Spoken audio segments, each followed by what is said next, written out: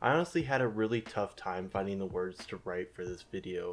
On one hand, I was super excited for Palia and the promise that it brought, that promise being a Stardew Valley-like but set in an MMO, where you could be able to interact with other players, play alongside them, and more. Of course, I want to thank Singularity 6 for inviting me out to try the closed beta, but if there was one word to describe the beta and how I felt while playing, it would be disappointing. Feel free to write me off as an FPS fanboy who doesn't really understand the genre, but as someone who used to walk into Blockbuster, rent out Harvest Moon for the GameCube, and play the game for as long as my parents allowed me, I'm a big fan of the farming or life sim genre. Not to mention the hundreds of hours I have across games like Stardew Valley, Disney Dreamlight, and Animal Crossing, but I digress.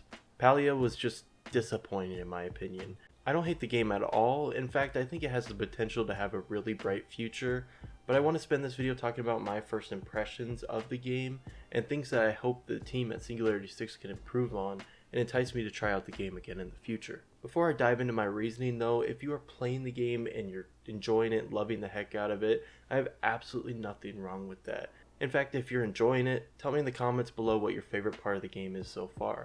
I would love conversation on both sides of the argument. I just want to see where everyone's opinion is about the game. But first things first, you know I have to talk about the cash shop. Yes, I know, free-to-play needs a monetization structure of sorts in order to actually operate. And honestly, I would be a hypocrite to say that a cash shop is a bad idea. I think it's just the execution that needs a little bit of work. But this isn't a problem that's exclusive to Palia.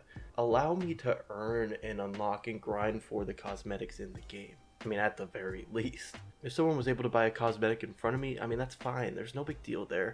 But at least give me the opportunity to grind for it if I'm enjoying the game. I feel that the more challenges, the more unlocks, the more customization options in a game like this is a good thing.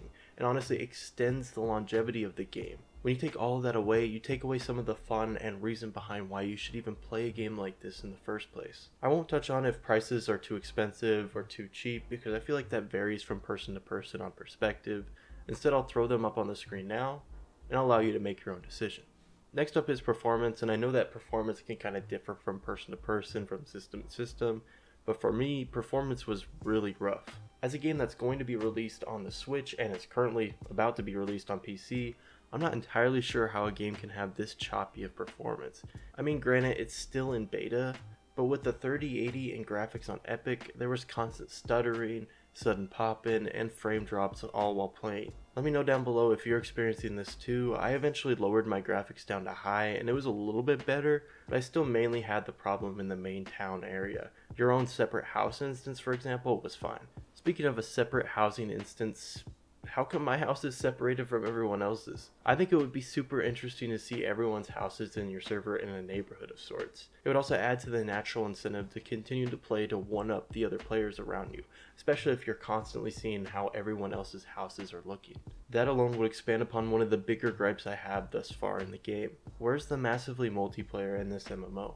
It's great that you can see other players running around, but in my entire time of playing, no one sent a chat, no one emoted, or really acknowledged another person there. I mean, you could of course blame that on the people I was around, or the fact that it was still closed beta and people are just trying to get the feel for the game, but it just felt pointless having other players in the world. They might as well just have been decorated as NPCs. I think something as simple as adding like group events, something like a community fishing challenge, or I saw this on Reddit, someone mentioned that maybe adding like a gliding competition into the game would do wonders for the social dynamic. This game needs expansion. And yes, I know it's a beta obviously, but I really think this all comes down to a game that needs a bit more time in the oven before it's fully ready. And it's tough to see that as a gamer because that seems like it's every single game nowadays. But an example for why the game isn't quite ready yet: why are there no animations for most object interactions? You can't sit, you can't eat, you can't dance, you can't drink, you can't lay down.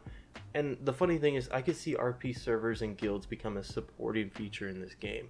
And if the bare essential emotes aren't even there, it'll be tough to see the game being supported by that community. Furthermore, on that idea of expansion, give me more area and land to explore and visit, more animals to hunt, more NPCs to talk to, and more people to interact with.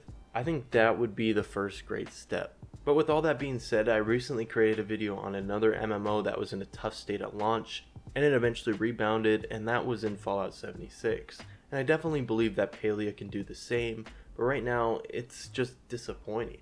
There's a long road ahead, and I know that beta is just the start of a game's live service life, but this is how I'm feeling right now about the game. Also, Singularity 6, I don't know what kind of deal you have or anything that's going on behind the scenes, but put the game on Steam. To me, it's wild that a PC game in 2023 that's not already established on bigger platforms isn't already tied to a launcher of sorts. If you stuck around to the end of the video, I would greatly appreciate it if you could leave a like and subscribe. If you disagree with me or have any altering opinions to what I mentioned in the video, definitely leave a comment down below. I'm actually really curious about what everyone's opinion is, positive or negative, of the game this far. But until the next video, I will catch you guys all later.